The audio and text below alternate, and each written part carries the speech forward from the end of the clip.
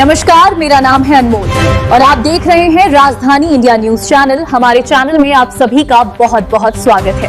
अगर आप हमारे चैनल पर नए हैं तो अभी YouTube पर सब्सक्राइब कीजिए और Facebook पर हमें फॉलो कीजिए। 12वीं पास बेरोजगार युवाओं के लिए राजधानी इंडिया न्यूज चैनल में पत्रकार बनने का सुनहरा अवसर। पाए हर महीने 15,000 रुपए का निश्चित वेतन। हमारा संपर्क नंबर 8078680440। धन्यवाद। मुक़द्दस उलमा इकराम अस्सलामु अलैकुम व रहमतुल्लाहि व बरकातुहू। नहमदुहु व नसल्ली अला रसूलिहिल करीम, अम्मा बाद, फ़अऊज़ु बिल्लाहि मिनश शैतानिर रजीम, बिस्मिल्लाहिर रहमानिर रहीम।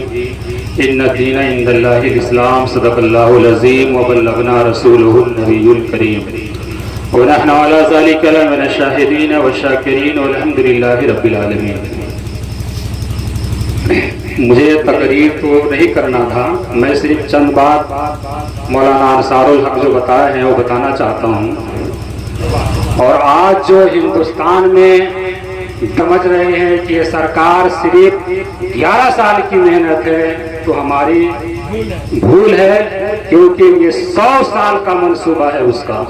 और 100 साल से उसने हिंदुस्तान की तारीख को पढ़ा और हिंदुस्तान की तारीख को देखा और गौर किया कि हिंदुस्तान के मुसलमान उलमा से दूर हो चुके हैं और उलमा की कदर करना छोड़ चुके हैं। और जो कौम अपनी तारीख को भुला देती है, जो कौम अपने तारीख को खत्म कर देती है, वो कौम कभी तरक्की नहीं करती है।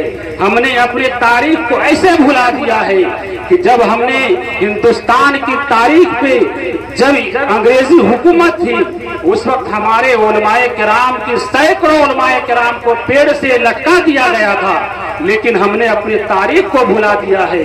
तो आज ये मंसूबा हो गया है कि आज हमें मस्जिद के लिए, मदरसे के लिए, हर चीज के लिए तड़पना पड़ रहा है। अगर आपको हुकूमत के साथ मिल करके काम नहीं करेंगे तो आपके साथ कोई भी हमदर्दी कोई भी पेश नहीं करेंगे, क्योंकि आप नुमाइंदगी करना है तो वहां पे नजर से नजर मिला करके करना होगा। मैं आपको बताता हूं कि मेरा नमो सेना जो नरेंद्र मोदी प्रधानमंत्री की टीम है, जो डायरेक्ट पीएमओ को रिपोर्ट करती है और सारी कैफियत को पीएम खुद अपने नजर से देखते हैं। हर चीज को, हर ट्विटर को, हर चीज को, हर ट्विटर के हैंडल पे नजर रहता है। पीएमओ के एक एक ऑफिसर देखते हैं कि कहां से कहां बातें हो रही है। आज मगर अगर मैं यहाँ देख रहा हूँ और बोल भी रहा हूँ तो ये सारी बातें रिकॉर्ड की जाएगी सोशल मीडिया के जरिए या किसी चीज के जरिए वहां पे बात पहुंचती है। लेकिन अल्लाह का फजल है, हमारे उस्ताद गिरामी का करम है, आप बुजुर्गों की दुआ से हजारों के बीच में दाढ़ी टोपी पहन करके और मसलक के आला हजरत के नाम पर जब मैं परचम लहराता हूँ तो दुनिया को यह दिखाता हूँ कि न घबराओ मुसलमानों, खुदा की शान बाकी है। न घबराओ मुसलमानों, खुदा की शान बाकी है। अभी इस्लाम जिंदा है, अभी कुरान बाकी है। अभी इस्लाम जिंदा है, अभी कुरान बाकी है। अब रह गई मौलाना अब्दुल गनी कमर गनी साहब की बात। मैंने इस बात के लिए डायरेक्ट पीएम साहब के यहाँ रिपोर्ट किया, अमित शाह जी के पास भी मैंने इसके लिए बात की, लेकिन कमर गनी उस्मानी साहब के ऊपर जो दफा लगे हुए हैं, कोटा है, एनआईए का है, एनएसए है, सारी रिपोर्ट ऐसी है कि अगर उस रिपोर्ट को खारिज करने के लिए बहुत टाइम लगता है, लेकिन कोई उनकी नुमाइंदगी नहीं करता।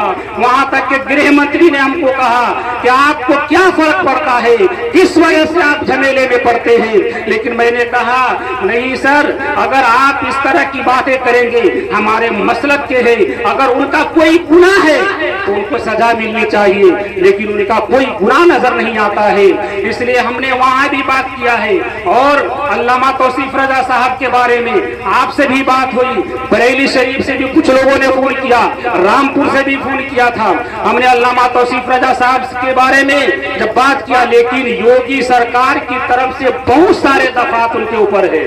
बहुत सारे दफात हैं, धीरे धीरे सारे दफात कम किए जा रहे हैं। इंशाअल्लाह वो भी बाहर निकलेंगे और तो इंशाअल्लाह आप लोगों की दुआ के सदके मैं इस काम को जहां तक होता है मैं करने की कोशिश करता हूं। लेकिन आज एक माहौल ऐसा है हमारे दरमियान भी है कि बीजेपी के नाम से ऐसा लोग घिन करते हैं, ऐसा लगता है कि अगर आप बीजेपी के पास में चले गए तो आपने अपने ईमान को बेच दिया, आपने अपने ईमान का सौदा कर दिया।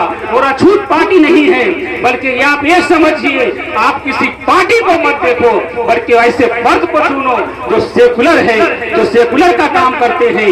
बीजेपी में रह करके भी आपका काम हो सकता है। और आने वाले दौर के लिए मैं आपको बताना चाहता हूँ, बीजेपी की इस तरह के कारकर्दगी चालू है और रोजाना 5 लाख आरएसएस की टीम मोदी जी के लिए काम करती है।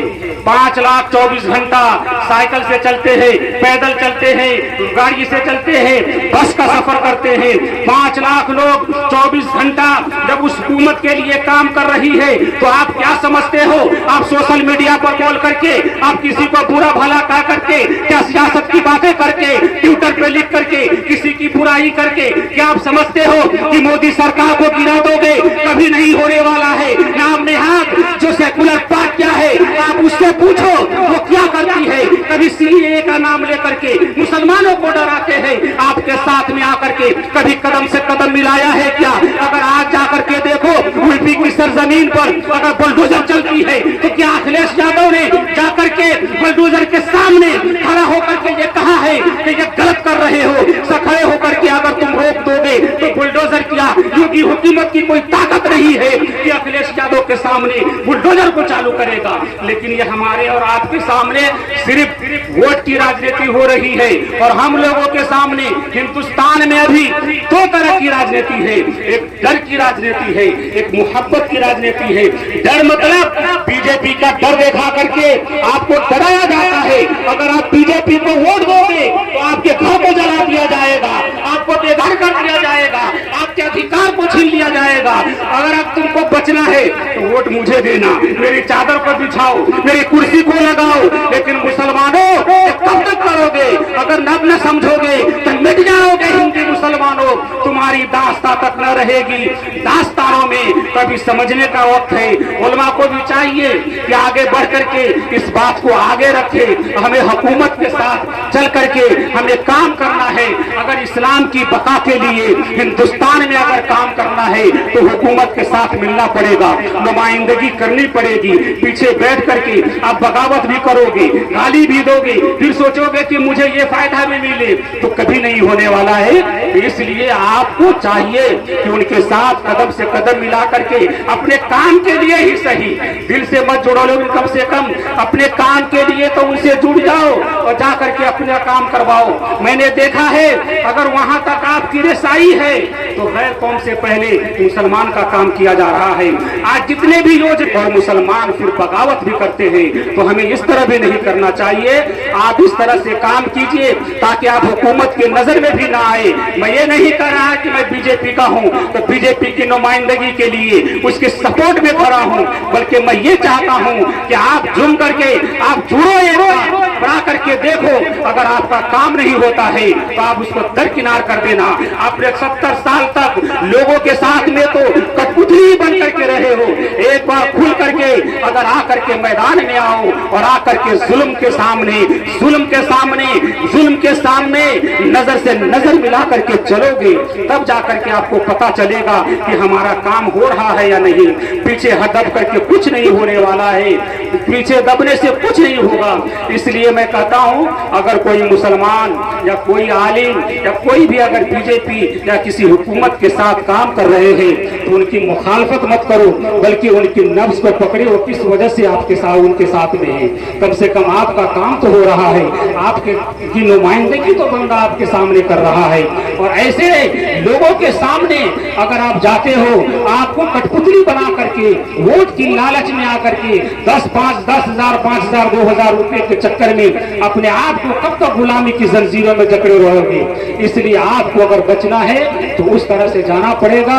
और अल्लाह का फजल है, आप लोगों की दुआ से, उलमाए किराम की दुआओं के बरकत से अल्लाह ने मुझे वहां तक पहुंचाया है। तो जहां तक काम होता है मैं कौम का भी करता हूँ, मिल्लत का भी करता हूँ, हर चीज के काम को आगे करने की कोशिश करता हूँ कि मोहम्मद से वफा तूने तो हम तेरे हैं, ये जहां चीज है क्या लौह कलम तेरे हैं। अस्सलाम वालेकुम।